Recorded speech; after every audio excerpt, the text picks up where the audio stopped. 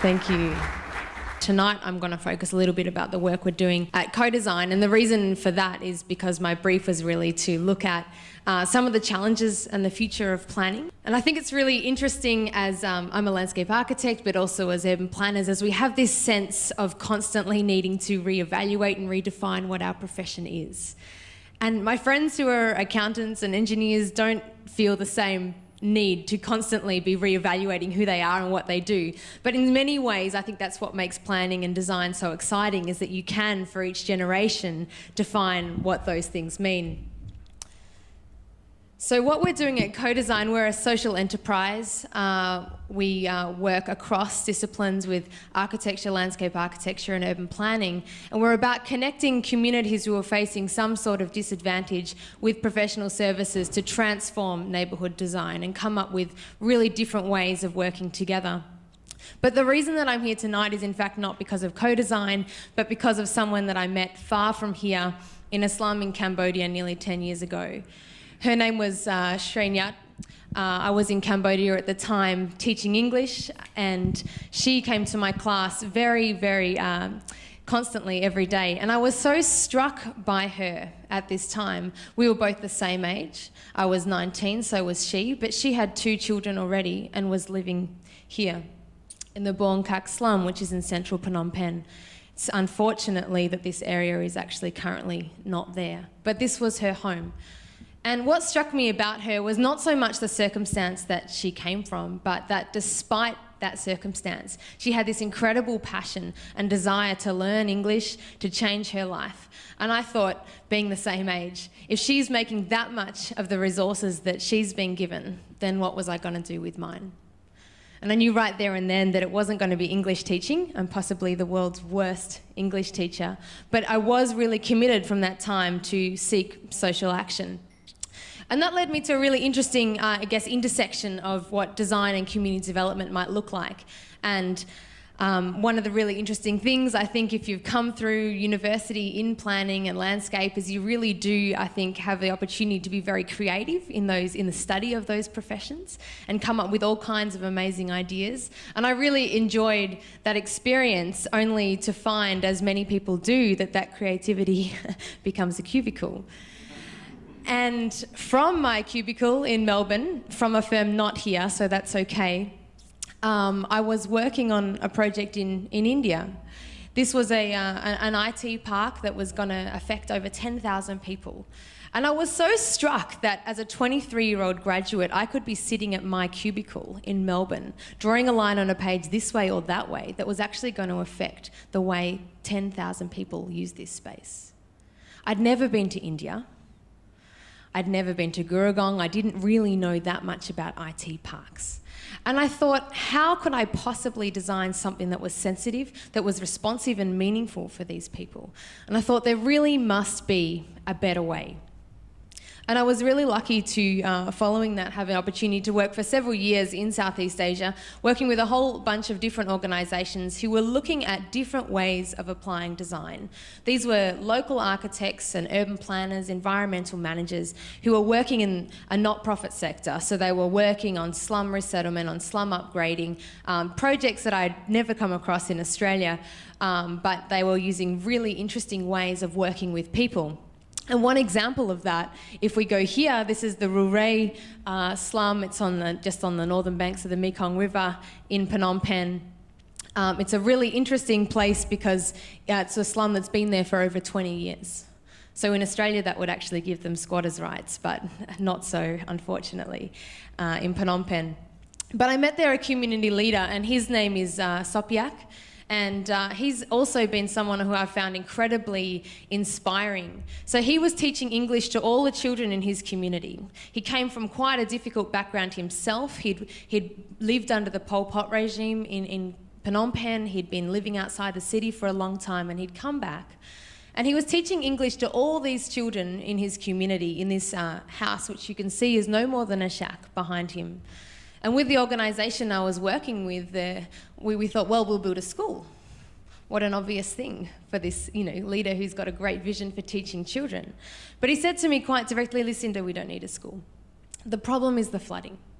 He said, In the rainy season, the children can't get to the school because there's no pathway and there's nowhere to get there. And so from this one conversation, we changed our entire project brief to being about a school to being about a drainage solution. And instead, we built a series of footpaths that were simpler, cheaper, the community could implement themselves. And it not only, I guess, had the outcome of improving the educational opportunities, but had all these other flow-on benefits for different people in the community needed to access those spaces. And I guess from this organisation and a number of others that we've worked with, it seemed that there were really other ways of using planning and design skills. And that gap seemed to be between intersections of design and community development. So often, social infrastructure is delivered so separately from physical infrastructure. And what if we could make that conversation between those two more fluid? And that's the intersection where CoDesign is sitting. So I think that this sort of brings me to a conversation about why I think we need new approaches to planning, not completely, but in some way. And because I've just got a 20-minute time slot, I thought I'd start with a brief history of cities. I'm going to move by millennia, so don't worry. But I think if we go a long way back, pre-industrial revolution, life was very small and it was very much about the home. The home wasn't just somewhere to live, it was a place of education, it was a place of health. People were born and died in the home. And so people's perspective on life then became much more oriented about the village. Come industrial revolution, it becomes more about work and about productivity and scale, and I think the birth of modern planning has really come through this era in looking at how do we create transport systems for cities and infrastructure systems for cities, and these are incredibly important things. But where we are now, I think, is really, really interesting, because while we are still an incredibly globally connected society, we still use all this big infrastructure, life is once again becoming very much about the home. We now have the capacity to be at home. We can work from home. We can access healthcare from home.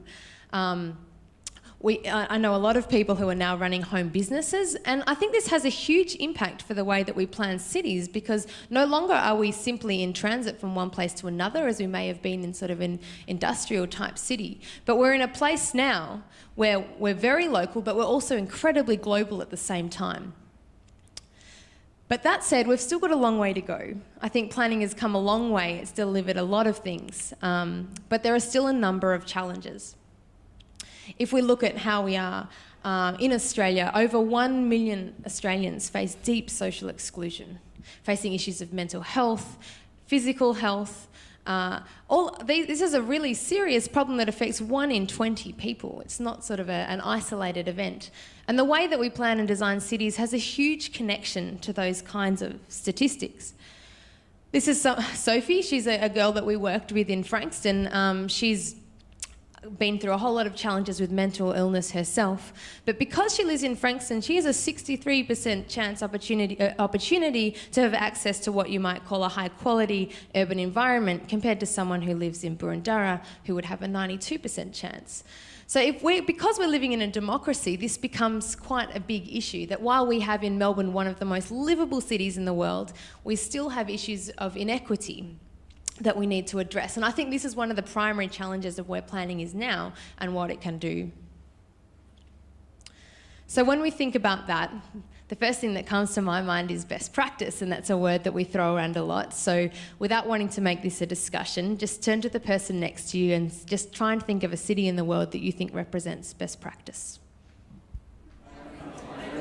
Okay. Did anyone say Copenhagen? Scandinavian cities?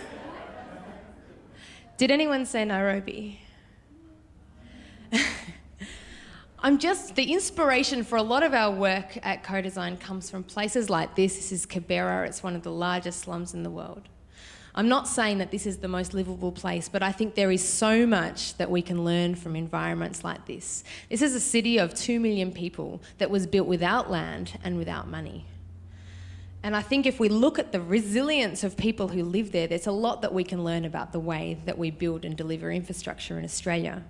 This tells me that with no land and no money, people can self-organise, they can find materials, they can create a plan, they can build things, they can create. And these aren't static environments, they're constantly evolving and being changed. And so while I don't think it's a best practice outcome, I think it's a best practice process in many ways, because it looks at the way those community relationships are built and formed, and there's a lot we can learn from that. For example, this is Moses in the white shirt here. He's a guy that I met a couple of years ago who runs a youth organisation in Kibera. He's working to get young people into jobs and involved in little small projects that transform their community. One initiative that they looked at was getting potato sacks, recycled potato sacks, and using them for, I guess, an urban agriculture project. Now, it may seem small, but if you have no money and a limited food source, this kind of a project can actually transform the way that you live. By contrast, you can see in the background there some new buildings, well, relatively new, that the government has put in to try and, I guess, reclaim some of the slum area and improve housing. And while I'm sure the residents in this area would agree that housing needs to be improved, the process that's happened in creating these houses has not really gone into much depth engagement with the community, and as such, they're not the right type of housing, they're too expensive, and they're now being sold privately because they're just unaffordable to the people that who are living there. So I think we can draw a contrast with the initiatives and the creativity that people come up with, and then sometimes the outcomes that get delivered. So I think in many ways the future of planning is about people and it's about process. And there's a lot of literature about designing for people, and I find that really interesting. You'll see this graphic here is from Designing for People, an industrial design book. But like with many even urban design books on designing for people, they're very much about practical outcomes and parametrics of human movement and vision and things like that. Very little have I found in the way of process. When in fact, I think the process of how you create an outcome is the fundamental thing that creates behaviour change, which leads to city change. So in summary, I think that planning needs to be more like Mac computers. And I've chosen this Mac Plus here because this was my very first Mac in the 90s. I'm really lucky to have been from a Mac family from way back. I still have the Mac Plus. But Mac is all about user interface. By contrast, if you look at Microsoft Word with all the windows open, it's a little bit confusing and hard to navigate. And I think sometimes for people who are not from the built environment sector, planning can look like this, when in fact we have some great material there. We just need to work on changing the user interface. And I don't mean Facebook and Twitter. If someone doesn't want to read a report in hard copy, they're probably not going to want to read it online either. This is about actually translating and transforming the way that we work with people, because people are the greatest resource that we have in order to transform the cities in which we're living in. So a couple of examples of how we might connect people to place. I am going to use a Scandinavian example, excuse me, but it is, well, not quite, it's from Rotterdam, but it's a community project. So this is a project that we worked on in partnership with a group called Elos Institute. They're from Brazil. They're a group of young architects who are looking at ways of transforming cities quickly and cheaply. So this is a social housing development in Rotterdam, a hugely diverse population facing a lot of issues of social exclusion, very similar to the kinds of issues that we have here in Australia. This park was identified by the community as a wasted space and something that they would like to do something with, but didn't quite know how. So in a process facilitated by architects and planners, the community was taken through a series of visioning exercises to work out what that might be, how they might deliver those things. Then, I guess what's really interesting about this is there was a prototyping phase immediately. So we went from paper to construction within a week. We went from the construction of the prototype ideas to a temporary park in 2 weeks. Now, some of you are thinking, whoa, maintenance, Australian standards, can't quite cope with that. But this wasn't meant to be there long term. This was a preliminary exercise in order to show and demonstrate that the community actually had the resources themselves to make a change like this in 2 weeks. Now that they know that, and a plan is underway to transform a long-term solution for this park, they feel like they have the skills that they need to interact with that process. Now that creates a much better outcome for everyone, because not only do we not have to worry about difficult feedback in community engagement sessions, but people have got incredible ideas that they want to bring to this space, and it has a huge impact for the long-term maintenance and ongoing use of the space. Another example, which is just something we participated in, but you'll probably be quite familiar with, is Parking Day. And I just think it's a really interesting, quick idea of how you can change ideas about the way that the city works. You can transform those uses. We were working here on Collins Street, and it was just interesting to have people come, and we got them to take their photo with the frame you can see on the front of the street. And it really got a lot of people thinking about really what the city could be and small changes that you could make. In another example, we don't just work in Cambodia, but it seems to be a common theme tonight, is a floating gardens project on the Tonle Sap up near Siem Reap, if you've been to, well, not far from Angkor Wat if you've been to Cambodia.